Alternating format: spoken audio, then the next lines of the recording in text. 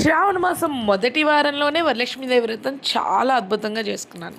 కానీ 4 వంటకాలతో 11 రకాల ప్రసాదాలు ఎలా చేయాలో తెలుసుకోవాలనుకుంటున్నారా? అయితే కంపల్సరీగా నెక్స్ట్ వచ్చే ప్రతి ఒక్క షాట్ని చూడాల్సిందే. సింపుల్ అంటే సింపుల్, నిజమండి. 4 రకాలతో 11 రకాలు ప్రసాదాలు అయితే అమ్మవారికి నైవేద్యంగా మీరు పెట్టచ్చు.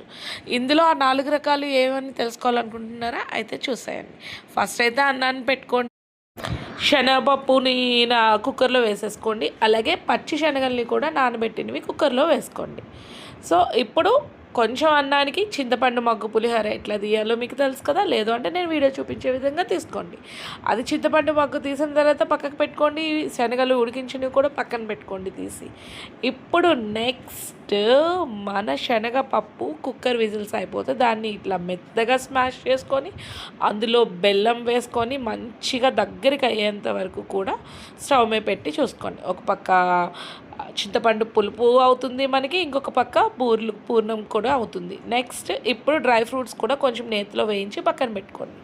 ఇప్పుడు ఆవు పాలు కాచి పెట్టుకున్న 1 లీటర్ పాలులోని నేనేంటి అంటే హాఫ్ సేమియా చేస్తున్నాను, హాఫ్ వచ్చేసి పరవన్నం చేస్తున్నాను అనమాట. ఇప్పుడు కొంచెం రైస్ తీసి పులిహోర కలిపేసుకున్నాను.